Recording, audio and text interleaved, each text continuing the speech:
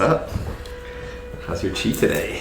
Oh god, we have a lot to talk about. That's what we're here for.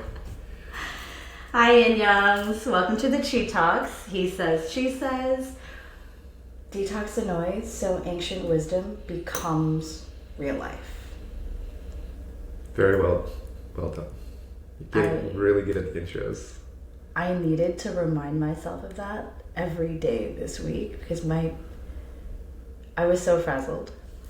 Like, it was a lot. It was a lot going on. But before I trauma dump on everyone here, how was your week? My week has been, I guess, the opposite of yours. Relatively smooth. Yin Yang, of course. I took all the chaos for you. I guess so. We moved into a new clinic. Do you love it? Hence the space. Welcome. Hence the space. I've just been really busy with planning it out, trying to get the right vibe, trying to get the right feel. Yeah.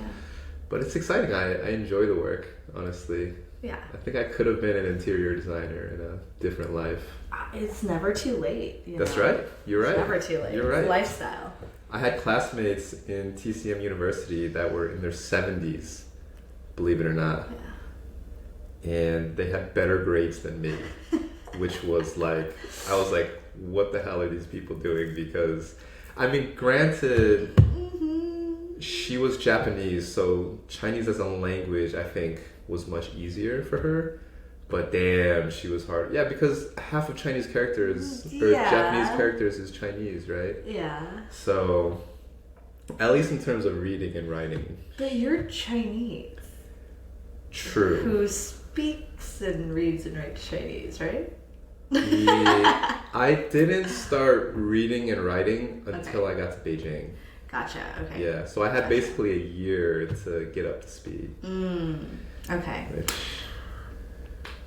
I have such a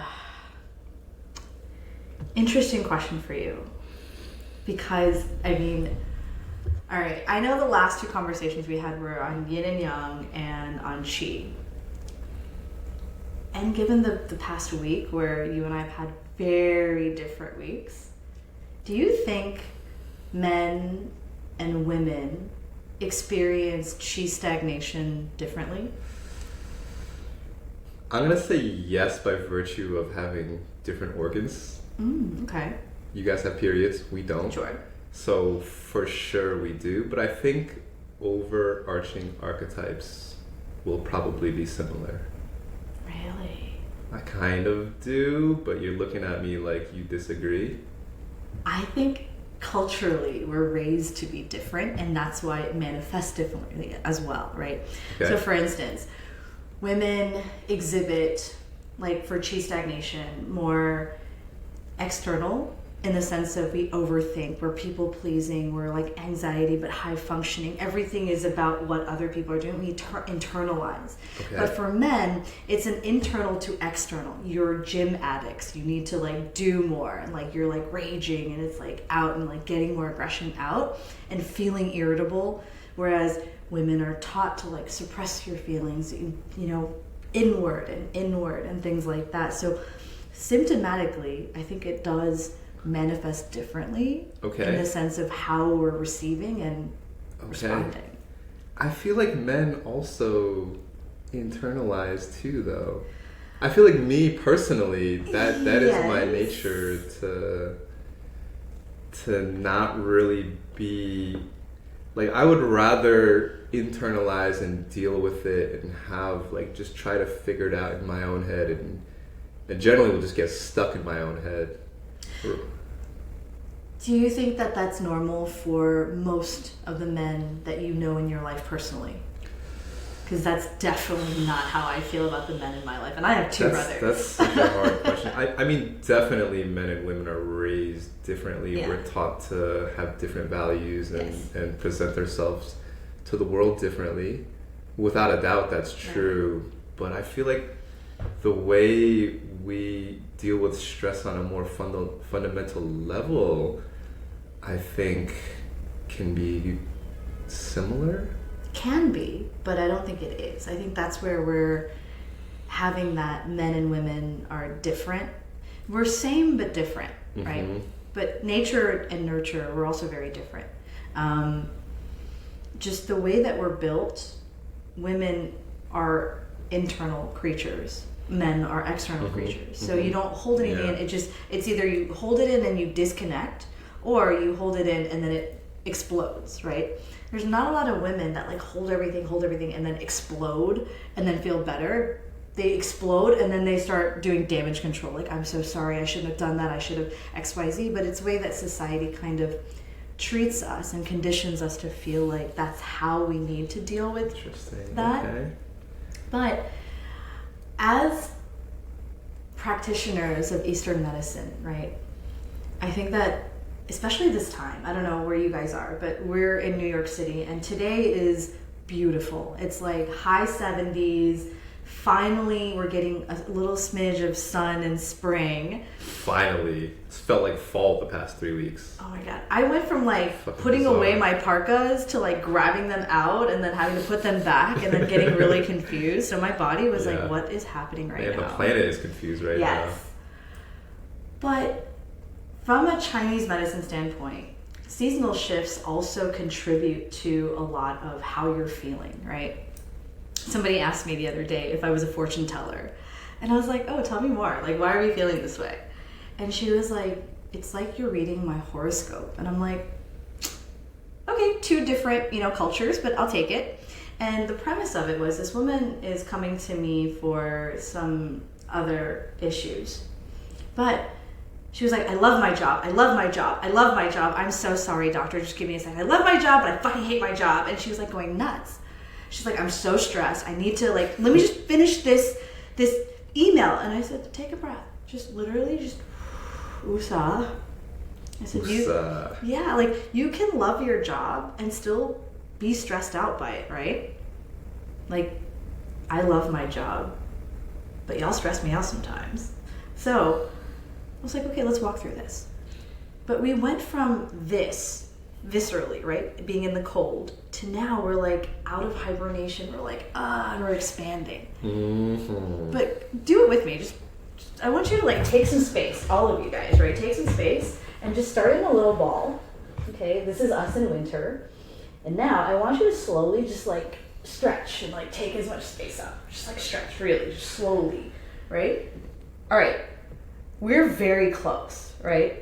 Now this is the two of us. Imagine if there's 3 people, 4 people, 5 people all stretching out, right? This, literally we're embodying winter Qi to now spring Qi and we're taking up space. Yeah. This is why we feel more irritable, I think. Okay. Like, I'm stretching, I've been stuck in hibernation for a while and I'm stretching, but I'm bumping into your Qi, I'm bumping into your Qi, I'm bumping into his Qi, and I'm like, bro, you're in my lane, right? Yeah. Because heat expands and rises. Yep. So we're just trying to take up space, but we don't want to take somebody else's space just as much as we don't want them to take ours, right? So if you're feeling irritable and you're like snapping at your partner more, right? Your business partner, your lover, whoever it is, take a moment, take a step back, and then stretch again, right? Give yourself space and give yourself grace, but also you have to give the other person grace, right? I like that. Thank you. I was like just thinking about it. I was like, you're going to be irritable. You're going to be sensitive because you went from like not moving all those muscles and now everybody's trying to stretch out. It's like going to Central Park in this weather right now and trying to play Frisbee.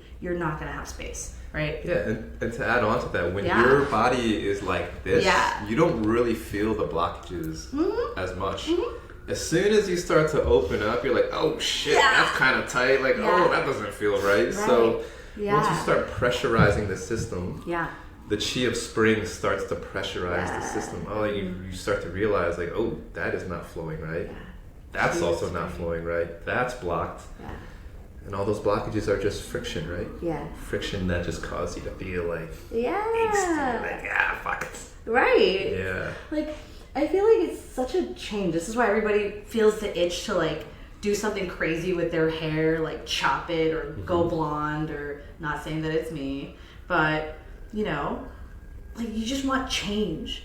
You went from like being stuck to now like I'm free, and now it's like, okay, but I don't feel like a new person because I still feel and look like the old one, right? Yeah. So what are some of your go-to when you feel a little bit of that warmth and that sunlight seeping through? I just want to be outside. I want to move. I always want to do Tai Chi, no matter what season. I know. But once it gets warm out, I'm like, I want to do it in the park. Yeah. I want the sun hitting me. Because part of it too, doing Tai Chi indoors versus doing Tai Chi outdoors is a completely different experience. Oh, I can imagine. Mainly because what your eyes are doing is so important in training. So when you're inside and your eye can only expand out to the wall that's 10 feet in front of you, versus you're in a park and it can expand out to a horizon line, your chi also expands the same way. So it's a completely different experience.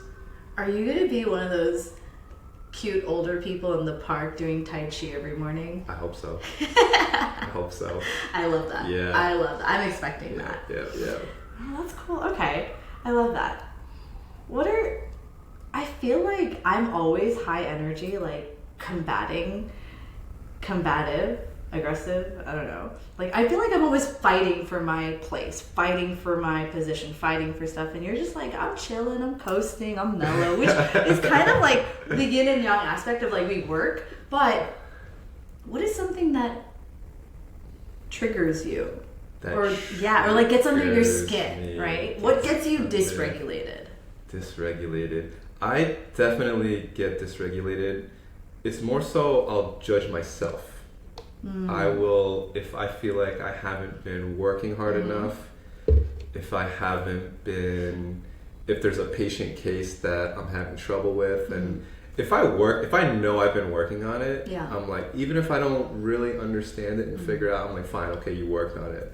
But if I'm having trouble and I just haven't found the time to work on it, which really means I just really didn't take the time to work on it, I kind of get on myself about that.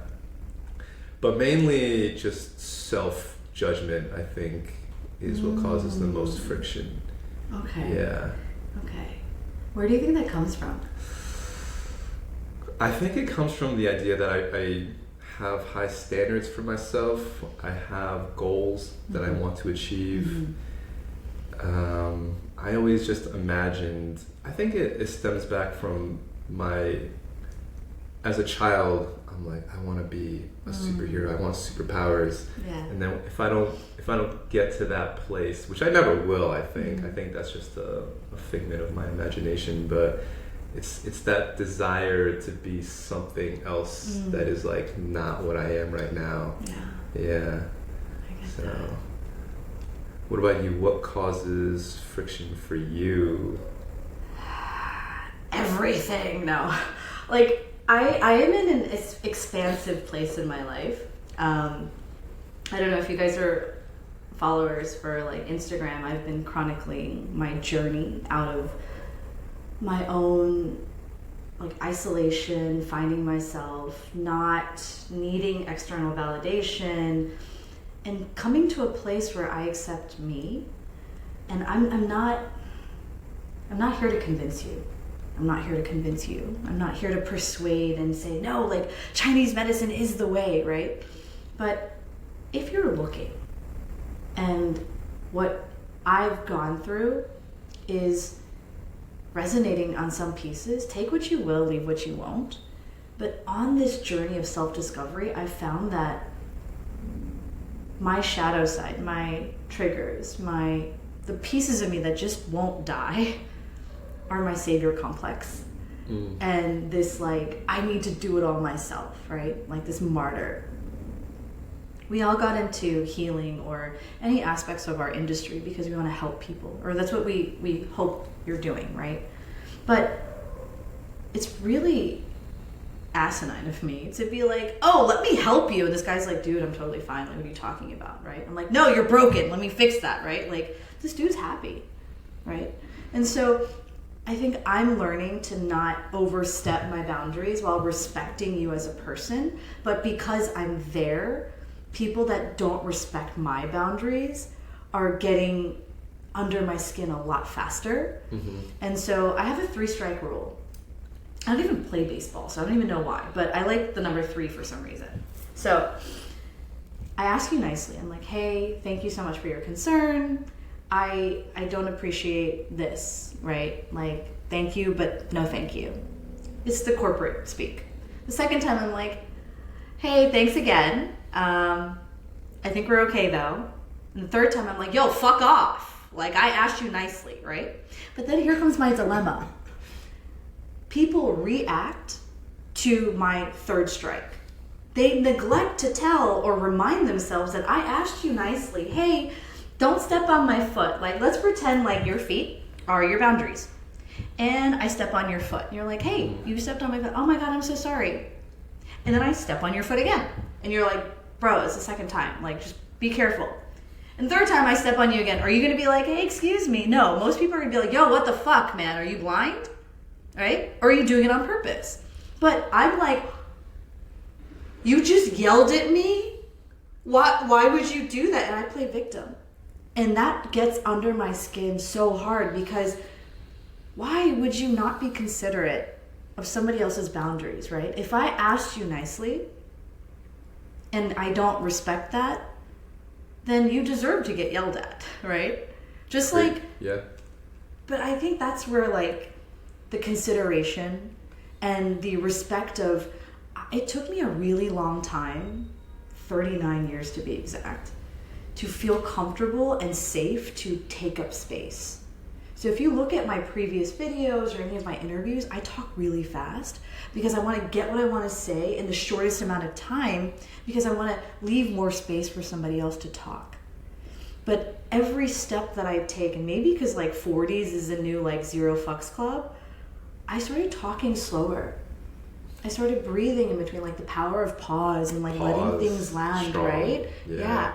So on this journey of discovery for me, I'm realizing, I was a really big pushover. People pleasing, right? Like people would step all over my boundaries and I'd be like, thank you, can I have some more, sir? Like, that's okay. Let me give you more space, right? Because our parents raised us that way. Girls should be seen and not heard. Like, don't make waves, don't do this. But somebody said, if somebody's uncomfortable with you standing your ground, you're just disrespecting your own self. Why should I respect you when I'm disrespecting myself? As long as I'm not taking from your space either, right? Like, I can't be like, okay, well, this is my space. I'm not going to sit on top of you, right? That's like weird. But I respect this is your space.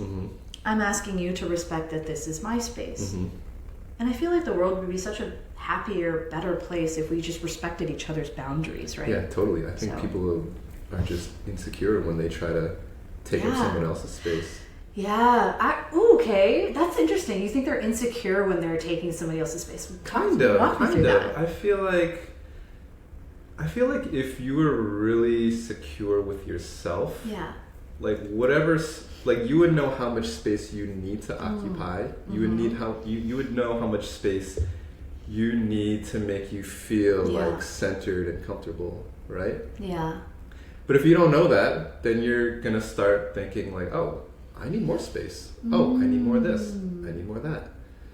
So I think everything kind of stems from a sense of insecurity or ego or fear or something like that, because why else would I want your space? Like, is my space not enough for me? That's interesting. Right? And why would it not be enough for me? There must be something that I feel is lacking. Interesting. Okay. I think but this is the beauty of these conversations, right?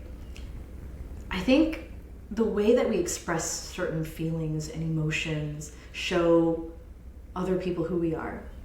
And by your word choice of saying, I think they're insecure for doing this, it tells me that you're comfortable with who you are. You're very secure with who you are, right? I think that it's new and refreshing to hear it saying that, because for me, if somebody does that, I feel like they don't know who they are. And fair. Not an insecure, like insecure means like, I don't know if I'm like imposter syndrome or feeling like less is more, like, but I think it's just a lack of self-awareness. Meaning, if I need to take your space up because that makes me feel big, bad, and bossy, you don't know who you are. But if I am not comfortable to take up my own space, I don't know who I am either. Right? Yeah, exactly. I think there's a concept in Tai Chi, and it's this concept of being expansive, but just enough. Meaning, being too expansive is not correct either, because then you're pushing. Then you're almost losing your own center in the attempt to take up more space. So having it just right means you know where your center is. You're still in your center, but also you have your space. And when people try to encroach on it, you're like, nope, this is still my space, right? But then, this is all I need actually. So if you stay over there, I'm good with here. But if you come in, like, you're gonna kind of hit my chi bubble, and we're gonna do something about this. Guardrails. Okay. Yeah.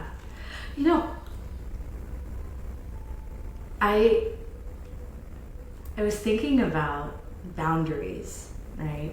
And like, a lot of people are like, no, I'm okay. It's fine. And I'm like, okay, why is it fine? Because you're okay giving it to me, or because you don't want conflict, right? Somebody kept telling me like, oh, it's just the road with less resistance. And I'm like, okay, sometimes it's not worth the fight, right? I think everything comes with a cost, and there's like a payout, right? What is it worth? Sometimes you have to fight for what you believe in, so that like you set the example, the precedence that you are not going to allow this for future. But sometimes you're like, yeah, whatever, man, I'm not in the mood. Like, I can afford to give this to you. But it's also a voluntary choice of, I'm choosing to give it to you versus I'm letting you take it from me, right? But with our chi being an expansion, and that goes with like not just physical, but also your shen. Your spirit is expanding and it's growing, it's taking up space. Do you feel other people's boundaries? Whether it's chi boundaries or their actual like literal emotional boundaries? Totally. You can feel what causes friction in someone's mind. You say something and then you see a reaction in them. You say another thing, she is fine, she is smooth. You go back to the whatever topic, kind of cause some friction, and then you see the friction. And that is a literal boundary, right? Because you're rubbing up on something. There's something in their mind that is like, oh shit, no, I don't like that. So absolutely. I think it's very apparent when you start looking for it. Not even necessarily looking for it, but it's like, it's just there because there's so much information happening all the time. So if we know what to look for and we tune in, then we're like, it's like very obvious this person is maybe insecure about this topic, or they're uncomfortable talking about this. And I think most people, if you told them to start looking for certain cues, they'd be like, oh yeah, actually it's super obvious. I mean, physical boundaries is just very obvious. They're just like part of their body's like fucking stuck, and they look like Quasimodo or some shit, right? But that's picturing like me hiding in a corner like this. But that's part of their physical boundaries there, which is I guess related to mental emotional stuff sometimes, right? I think it's, so I mentioned earlier I have two brothers. My dad, being very, very traditional conservative Korean, is very stoic. He didn't speak. He rarely had a facial expression. Like, it was all internalized, right? But he was a practitioner of Tai Chi, Qigong, Kung Fu. Like, he did all of the stuff. So he was the most regulated dude on this planet, right? But most of us aren't. Most of us don't know how to channel, right? And when I was on the subway, and I rarely take the subway because I've always had some crazy experiences, but you can feel different chi, right? You can feel like somebody's like, oh, she's not in the mood, like, oh, that person's looking, that person's friendly, like friendly or faux, right? You feel that. But today, the F train was a little late, and I was waiting. You line up on the sides of the door, so you let people out, and then you let people in. You're supposed to, but supposedly people these days. And this one woman just elbows me and goes in. There was no room, reason. I wasn't standing in front of the door. Like, if this is the door, I'm standing here, and she stands right in the middle, and she elbows me as she's walking in. Oh, she literally. Yeah, actually, elbow to chest. And I was like, what the fuck? And I looked over, and this woman was like, are you okay? And I was like, no. What the fuck? And split decision. I'm like, do I go shove her back? Or am I like, fuck it, like, right? I'm like, do I shove her back, like, tit for tat? Or am I just like, oh, whatever, man. Damn. Like, I'm not in that space today. Tough. Yeah. So I tried to apply, like, okay, everybody's expansive, everybody's irritated, everybody's agitated because they're, like, growing and expanding. Do I take the high road and not shove this bitch back?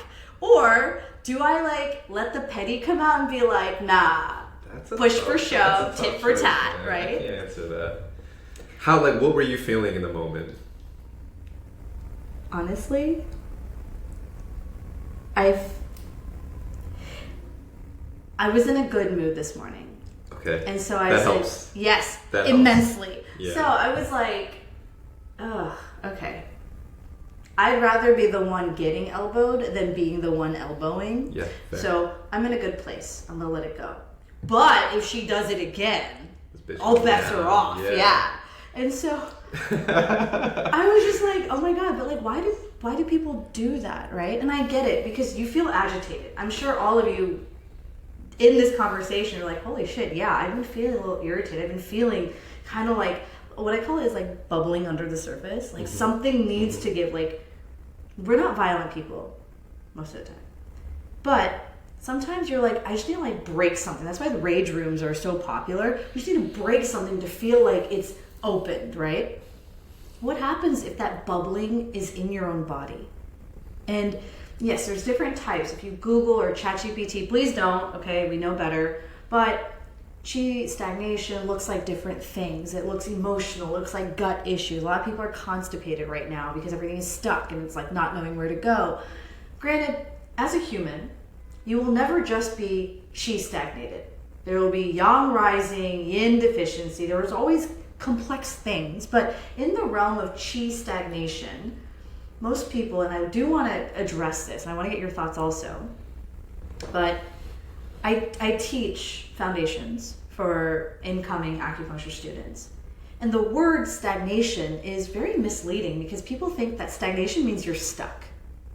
But it's not always that, right? Qi stagnation means it's not going in the correct direction, too. It's not reckless Qi. It's not going in all these other places, but it's why you feel like you need to work out more or you need to be more productive. Or for those people that are like, I'm doing so much work, but nothing is coming to fruition.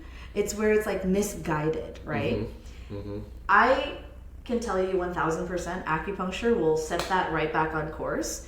But as my shifu, on my master, what are some things that you do for yourself? Not teach other people, but you as a masculine in your era, but more mellow than these gym bros. What do you do when you feel agitated on the inside? My strategy is always just to be patient. Even if you're bubbling, like even if you're just like something is like I haven't bubbled in a long time, man. That really? Feeling is just so distant for me at this point. That's insane. Yeah, it's amazing. I prefer it this way, but I'm gonna imagine that I am bubbling. Okay. I would probably try to get it out physically. Okay.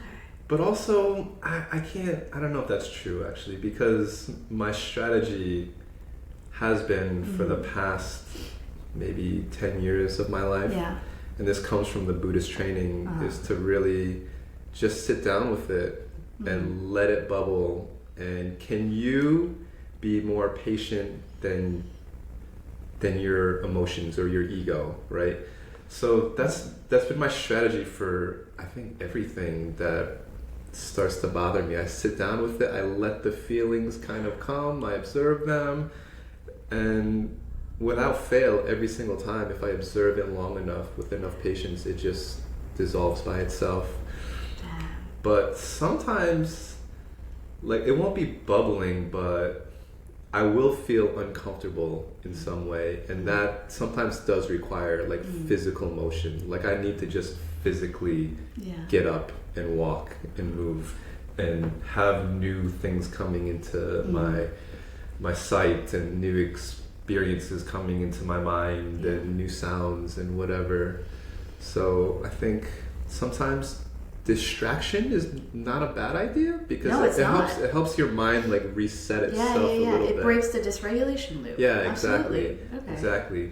But for the most part, anytime I'm feeling not centered, I just sit with it and I'm patient and it calms back down by itself. Yeah.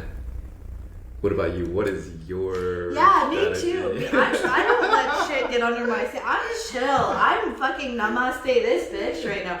I wish. Let's be honest, okay? Our yin yangs fucking know I'm crazy.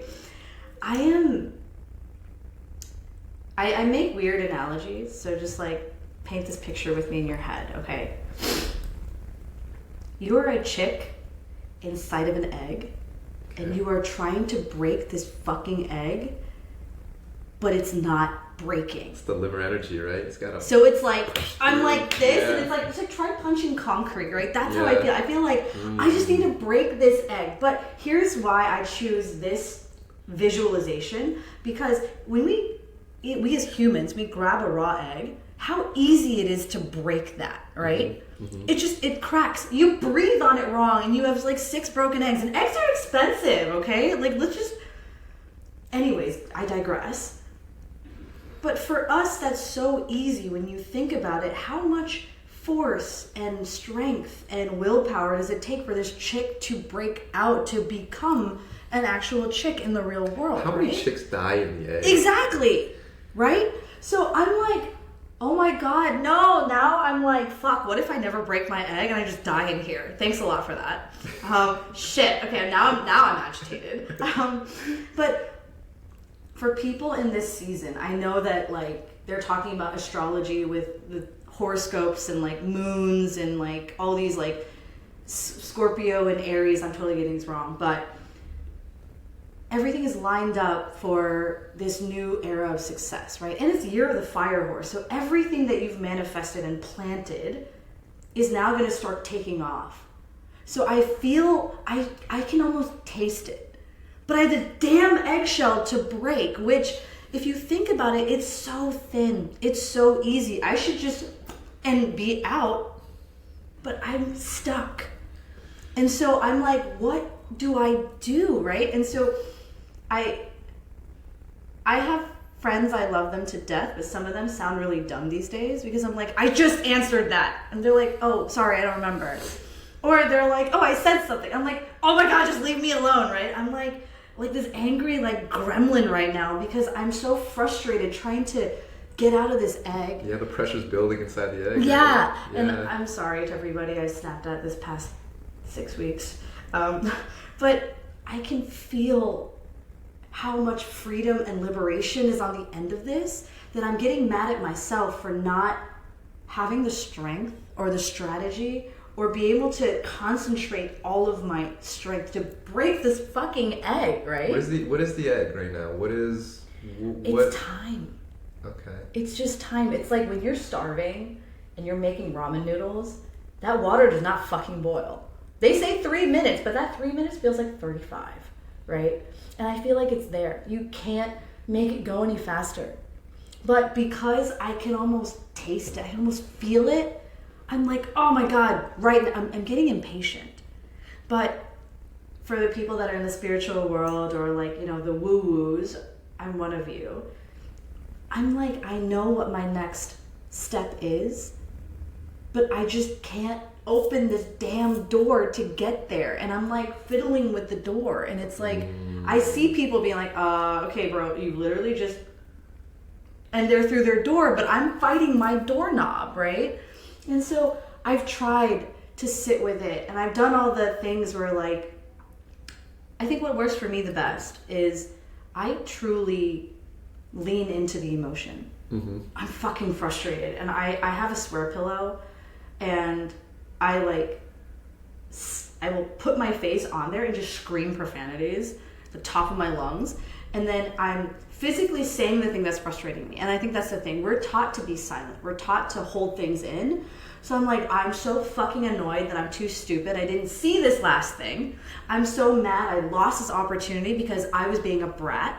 I'm that motherfucker pissed me off because she elbowed me in the subway, right? I will physically, yeah, literally, I hope you trip on, I don't know, your foot, I don't know. But physically saying the thing that's frustrating me and screaming it makes me feel like I almost have control back, but I'm channeling that stagnation of it's going everywhere into now it's done. Yeah, you're putting it to a point. And, yeah, and I'm like jabbing it. But key piece of advice that I will give you, right? And you take what you will, leave what you won't. But it's not enough to open the door. You've got to close it, right? So you can scream all of this. Sometimes when I'm like telling you my story and I vent, you start getting more and more angry. Like you get angrier as you're telling the story and you're like, oh my God, I'm mad again, right? So instead of looping, how you break, just like when you said you're walking to kind of break the dysregulation loop, it's the same thing. After you're done raging, after you're done saying everything, getting it out, look in the mirror. And I say this with the utmost vulnerability, and I'm opening my hearts to you. You are your worst critic. You are your harshest critic, but you are also your biggest fucking cheerleader. But look in the mirror. I mean, really, not like, oh, okay, I'm cute, I'm looking good, or oh my God, is that a wrinkle? But really look at yourself as if you were looking at somebody else. Just like I'm looking at you. Your reflection is not you, but it is what other people are seeing of you. And just say one thing that you're fucking proud. And it doesn't have to be like, oh, I'm proud of you for being a bit. No, you look at yourself, be like, I am so fucking proud that I did not stay dysregulated. Or I'm really proud that I did not eat that fourth slice of pizza. Like, it can be something. Everybody thinks that you have to be proud of like something huge, right? I just won a $100 million contract, or I just closed on a hotel. Great, but normal people, we're just happy that we didn't trip and fall down the stairs, right? That's a win. Yeah. Didn't bust my ass today. Yeah, I'm very proud of you for not going to jail for punching the bitch in the back of the head, right? But it's literal things that just, when's the last time somebody told you that you were proud, right? But when it comes from you, when you already, just like you said earlier in the conversation, where you expect to do all these things and you hold yourself to the highest expectations, to be told from yourself that you're proud, that closes that loop really fast. I like that. So I'm gonna try that. Yeah, if you open the door, just close it. Never myself in the mirror. Yeah. But like that's the whole thing. I love mirror work for that reason. I look and I'm like, right before a big meeting, I have a huge pitch meeting, and I'm really excited about this potential collaboration. I'll tell you guys later. But I go in the mirror and I'm like, Michelle, not hey you, but I talk to my reflection as if I would be like, hey Jeff, I know you got this. You're going to do amazing. I'm like, Michelle, you've done the work. You know your shit. You are the baddest bitch in that room when it comes to your talk. Nobody there, billionaire, investor, politician, whoever it is, they don't know shit when it comes to Chinese medicine. You're going to own that fucking room because you did the work. Michelle, go in there, kick some fucking ass. And I've bombed pitch meetings afterwards. But you know what? I go in there, I'm like, I fucked up. That was stupid. I rail and I'm pity party. But then, at the very end of it, you look yourself in the mirror and you say, you know what? But you did the damn thing. Hell yeah. Other people can shit on you. Yeah. Other people can say, oh my God, I would have done it better. Yeah, woulda, coulda, shoulda, but your ass wasn't in there. I don't see you making opportunities. I did. You did that. Gotta try, man. At the end of the day, you just gotta get in there and play the game, right? Exactly. Win, lose, or fail, you gotta try. So I don't know. I feel like I took us on a tangent, but like. No, that was good though. I want to know what it feels like. What is it like on the other end of that eggshell, though? I'll let you know. What will that feel like? I'll let you know. I mean, you guys will be on the journey with me when we get there. Is it like a material thing? Is it like you've gotten a certain contract? Is it you, or is it something internal where you're like, oh shit, I feel free and open, and there's not an eggshell around me right now? So. This is something, being super type A and needing kind of instructions or homework as a person, I set three tangible, like physical, like I want to make $100,000 in sales from this. I want to get the contract signed for this collaboration, and I want to land that advertisement deal. Those are three tangible things, but the other three are, I want to take a minute just to myself without feeling guilty. I'm going to sit at a cafe, get the $12 latte, turn my phone off, and just zone out and people watch. Mm-hmm. And not feel guilty that I could be, should be, would be doing something else. Yeah, I feel like that a lot. I have that issue. Yeah. And then the third one is I'm making a conscious effort to ask people to dinner, not for business, but like people that I never ever would have thrown myself out on a limb. I'm like, hey, if you're in the city, do you want to grab dinner with me? No, I'm not asking you on a date. So if I ask you to dinner, it's not because I'm trying to like, hook up with you or anything. I'm not opposed to it, but I'm also not open to it. So take it for what you will. I've gotten to know so many amazing people. And I think that's been my mission right now. It's how can I help other people make meaningful connections? I hate the word networking. Hey, how you doing? I'm a VC startup founder. Oh, hey, I'm a startup founder. I'm an investor. I'm this and that. I'm like, I don't care. Great. I know I can look you up on LinkedIn. We didn't have to do this in person, right? But who are you? Right? I'm surrounded by very successful people. I mean, like VPs of Fortune 500 companies. I also have people that are starving artists, literally starving. But these successful people, and for me, are people that are fighting for their dreams, fighting to get to the next step, to find that what's next, right? And my friends have helped me. They've given me their couch when I didn't have a place to go. They let me drown myself in bottles of wine and cry on their shoulder because I didn't know what was next, or I was screaming at them and venting frustrations, and they're allowing me to do that. But now I'm in a place where I can do that for them too. And so we're not alone. Everybody gets frustrated, right? We're not alone. Yeah. And I think everyone is in such an expansion state, whether it's in flow or chill or mellow or however, you found your groove, or whether you're in a place where I am, where you're just like, I'm so fucking close, like any day now, right? And anybody in between. But it's okay, right? It's okay to be a bitch.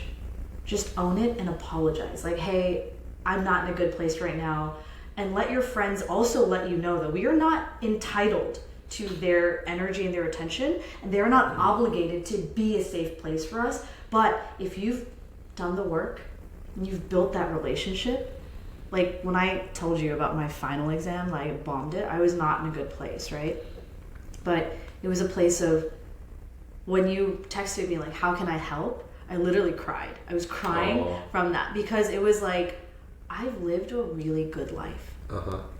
I haven't known you that long, right? Jeff and I met in February, and here we are, sharing our journey, our experiences, just building that. But also, it wasn't, oh my God, you'll be okay, I'm sure you did fine. No, you were like, how can I help? And that just gut punched me in the heart. And I was just like, I have lived a really good life if I have people that genuinely care about me and how they want to gift me with your time, your energy, your space, your concern. And so that put me in a state of like, okay, what's next is next. Sweet. And I'm okay to be on this, Part of the reason I said that too was because I was like, how to self-regulate, right? You know how to do all the shit. Yeah. So I'm like, if I gave you advice on that, you'd probably be like, I fucking know how to do that shit. So like, at the end of the day, like sometimes if I don't really know how to help, and I think for some people too, like you ask them that question, they don't want to ask for your help. So there's some people I wouldn't be like, how can I help? Because I know they'll be like, nah, I'm good, I don't need help, right? Yeah. But I think, I don't know, at the time it just felt like, I think this is the best I can do. No, I really appreciated it. And you're right, like I do know how to do all the things, right? But sometimes you just want to be in a safe place, right? Yeah, you just want to hang out and maybe like, I don't know, get some food and walk around and kind of reset a little bit. And it's good to have someone there for you to do that. Yeah. So, for all of you, each of you, every one of you, if you're in New York City and you just need somebody to eat with, or obviously, if you ever want to grab coffee, I will never say no. But we're here. Hit us up. It'll be fun. No, literally. Trust us, it'll be real fun. For the record, somebody asked me on TikTok if they'd like to go to dinner. And before, old me would have been like, fuck you, you weirdo, hell no. But I was like, sure, why not? We went to this Chinese restaurant in Upper East Side, one of my favorite places. And I found out so much about this person's life. And we just had a great conversation. He wasn't creepy. I wasn't weird. And we just built this beautiful relationship from TikTok. And when I say I do what I say and I say what I do, I mean what I say and I say what I mean, I truly mean it. If you're weird and you're an asshole and you're trying to take something from us, the answer is no. But if you're genuinely like, hey, I love what you guys are saying, I love your energy, I'm in New York City, can we grab food? Yes, absolutely yes. I want to hear your story, and we probably have some craziness to, share with you guys as well. But this is community, right? Please, that would be so fun. We're waiting for our first request, Our first, I mean, you've seen us at our initial location, and now you've seen us upgrade into our newer space, and I feel like motivated, to be honest, to continue to show how Chinese medicine can change your life however it applies to you. I'm not shoving it down your throat and saying Chinese medicine is the only way, right? But we have different tips and tricks. Yeah, Chinese medicine is so expansive. There's something about it that fits everyone. I'm convinced of that. Yeah. But it's also not plug and play. It's not like, I want you to. It's trial and error for like, pick and choose what resonates with you. But then when you take that and make it your own, we've done our job, right? We just want you to know that we see you and we're here for you, truly, right? Like, Jeff was there for me via text, and it was crazy. Like, I didn't even need to like get a physical hug, but it felt like, honestly, like a virtual hug. Like, how can I help? And I was just like sitting there, I was just like crying. And I think I texted you like an hour later, like, yep, I'm back. Yeah. I was like, fine. Like, cool. Yeah. So live in your truth, live in your moment, and then close the door. Be proud of what you have done, even if it's just surviving until tomorrow, waking up to see another sun, right? It doesn't have to be grand.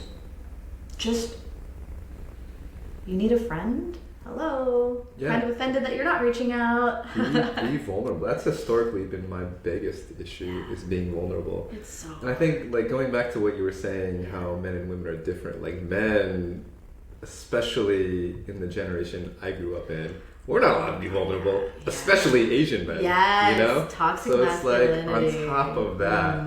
So being vulnerable has, and without a doubt, it probably provides the biggest sense of relief when I'm able to do that with someone. And like just going to being a little bit vulnerable right now, like me and my brother, I think historically we've had a pretty like conflictive relationship. So, but just recently I think we were both able to be pretty vulnerable with each other. And it's just, it feels so good after, just like a weight is lifting off, and you just kind of see the possibility for what can happen in the future. So for those of you who have an issue being vulnerable, it's like, if you have a problem with something, it probably means you need to address it. And it's better to do it now than later, right? Just fucking get that shit over with. You realize that it's all stuff in your own head. Like, vulnerability is just another sense of insecurity or ego or fear.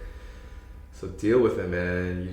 Your future self will just be so much happier and lighter and appreciative that you do the work. One last thing that I want to leave as an open invite, right? Sometimes it's really hard to gather the courage to just be like, hey, can we meet up? Or like talk to even your friends. There's some things that you don't feel comfortable to share in person. We do have a Gmail, right? It's not like a fancy thing, but it's just theqitalks@gmail.com. You can send us an email if you feel better. Almost like it's like a digital letter, right? We don't have to see you. You know what we look like. We also have an Instagram, also the Qi Talks. You also have our personal Instagrams that are attached to those reels and those videos. Reach out to us. We put our contact information publicly open for people because we want to hear from you in any capacity, even if it's to give us tough love for growth, because this is growing pains. We're all growing together, but also just to say, hey, something you said really resonated, or hey, we love what you said. Anything, right? Good, bad, ugly, but again, just be respectful because we're growing and we're also human. And we're here for you. We're here with you. So use us, reach out to us. You have somewhere to go.